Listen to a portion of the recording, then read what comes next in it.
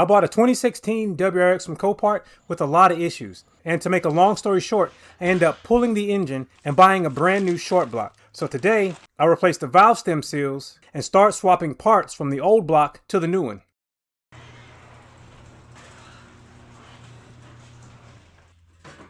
So this is one of the heads I took out of my 2016 WRX. And I have new valve stem seals to install. But first, I need to take off some of the components that live on the head. There are these shims, and I think these are called rocker pivots. And they're a tight fit, and I definitely want to keep them in order.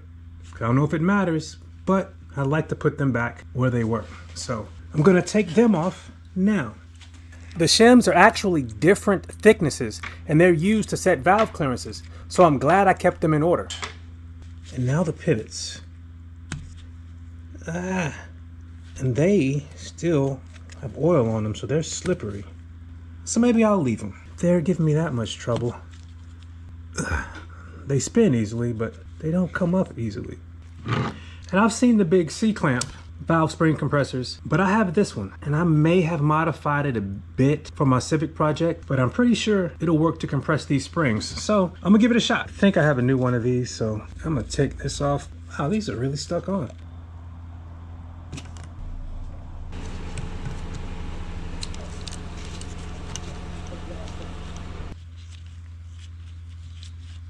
And now the keepers should be loose.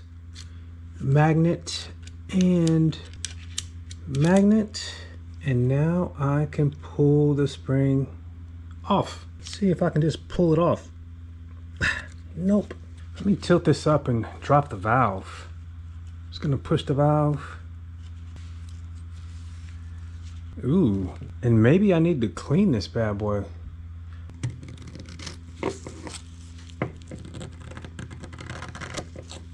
I am not in the cleaning phase of this right now, but that kind of stuff is fun and satisfying.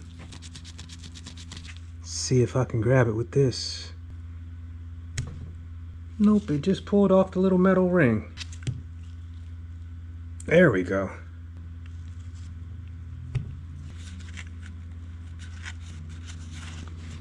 This is the new one. I think that is all the way down. I really do. And because of a mistake I made in the last video, out of an abundance of caution, I want to make sure that all the valves aren't bent. So I came up with a quick way to do it. In my roundabout way of seeing if this valve got bent, I think it didn't get bent. I didn't go crazy, but I did clean this off a little bit. That looks pretty good. And put the keepers back in. I think I'll put it in from this side. And push it around. That'll allow me to put the other one in on this side.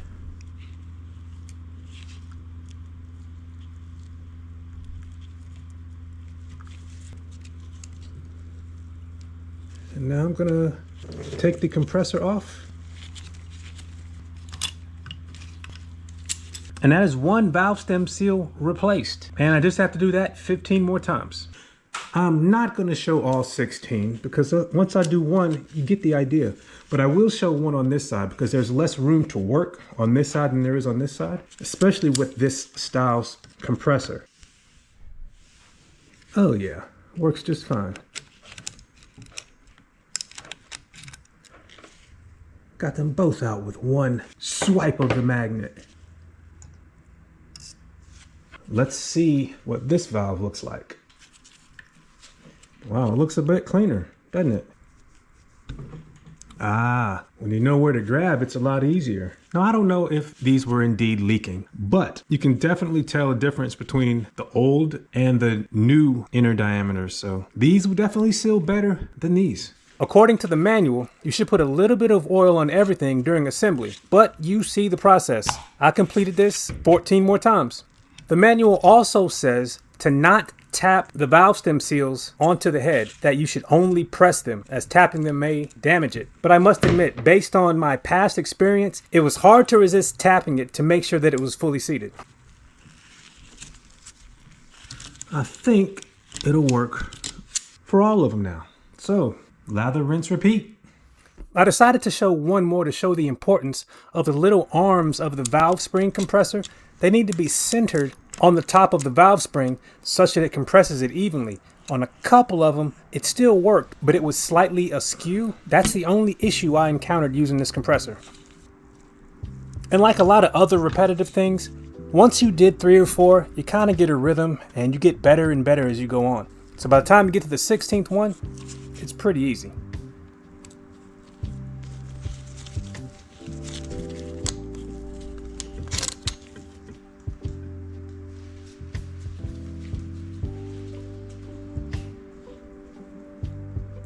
So, all the new valve stem seals have been installed. The new block and the seal kit haven't arrived yet. Something I can do in the meantime is clean up all the mating surfaces. It's gonna be tedious, but it needs to be done. And I didn't have much time to do it because the very next day, look what showed up.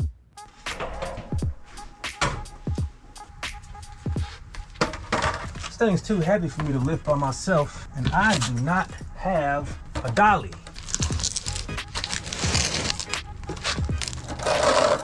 I do have a skateboard. That'll work.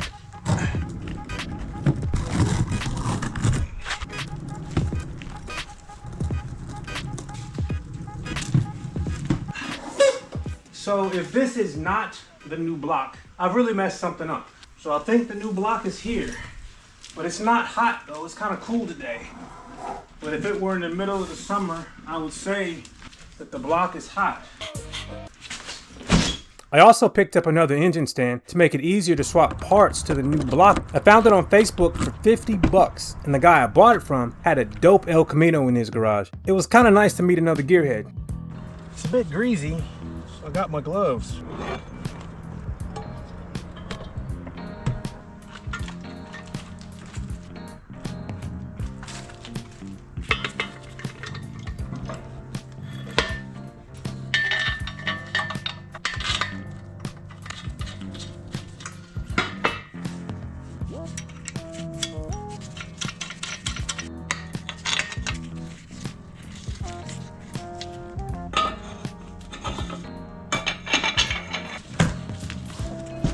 I've never seen how a block is shipped.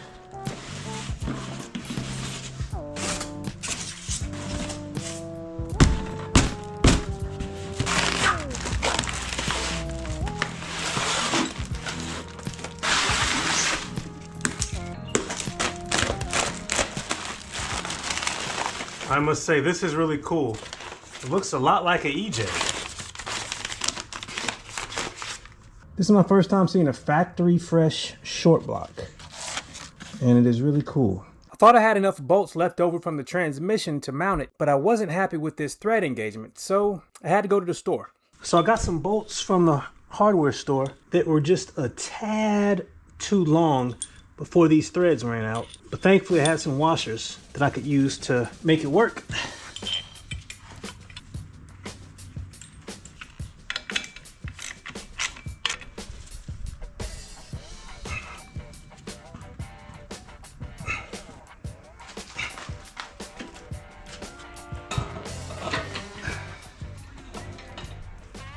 So now it's about to go down, but I still got a lot of cleaning to do on the head components and whatever components I take off of that before I can put it on the new block. Also, I gotta find the box with all the seals to make sure I have everything I need.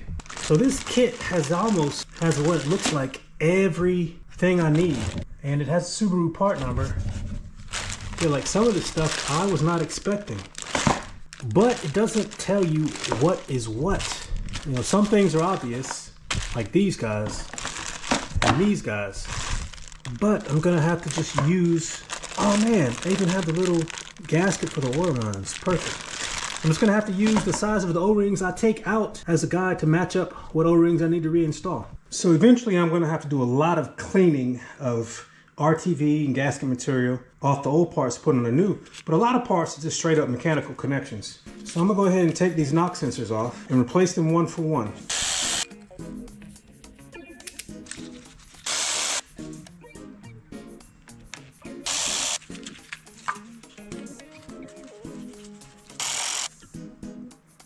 this will definitely take a bunch of cleaning. So this is a coolant path. So let's see what sort of seals are underneath it.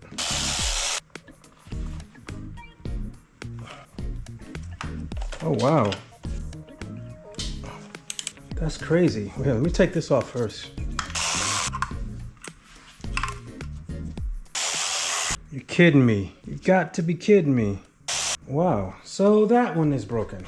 So this is going to be more fun than I anticipated. So I think that is everything that connects this to the block. So let's see. Yeah, so there's an O-ring there and an O-ring there. A couple of seals up here. So I'm gonna clean this off real good and go find some more bolts. These are just bolts that I've put in place so that I don't lose them. I'm just gonna transfer them to the corresponding spot on the new block. I did the same thing for any other bolts that weren't attaching something to the old block. I need to get new bolts like this, but I also need to figure out which O-ring, oh yeah, this one is not as pliable as it used to be. Which O-ring out of my gasket set matches this one? Yeah, I think they're the same size. And I think I found it. I think it's this one. Yeah, that has to be it. So they are going here and here. Fantastic. The only gaskets that I did not see in the kit were these. But thankfully, they're some of the ones that are still pretty pliable. I don't know if you can tell, but they still protrude beyond this plastic here, so that when I clamp down on it, it'll make a good seal. But before I transferred the pipe, I made sure to clean the sealing surfaces.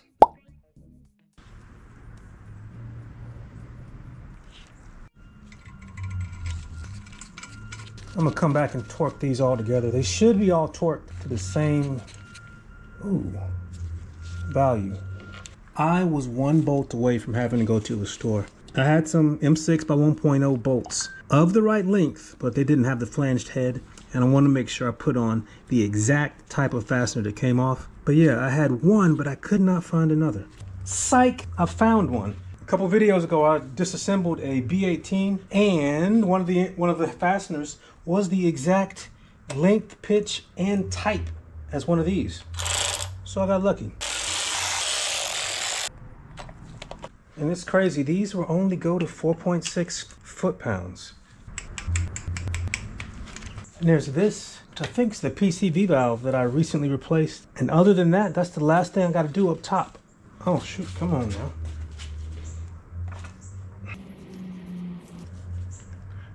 Gonna put PCV valve in its new home. Couldn't find the exact type of thread locker, but this is a tapered thread. It's not going anywhere. And I've ordered a new tube because the old one was cracked. Yeah, it's cracked right there. I'm gonna put it here so I know where it goes, but pick up a new one in a day or two. So that does do it for the top. Other than this, which I'm gonna have to access from the other side. Progress bit by bit. And this plate, I don't even know what it is. But I'm gonna take it off and see what's behind it and transfer it to the other one. Okay, so it's just a plate with no seal or anything.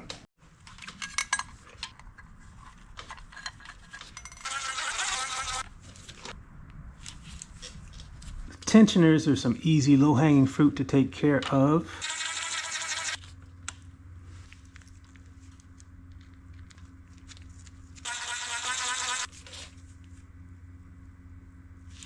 But this one has an O-ring. But I'm not seeing this O-ring in the kit, and it still does protrude, and it's still pliable, so maybe I can reuse it. Just don't want to damage it. I did not see an O-ring, but this one is still in good condition. So I'm going to reuse it.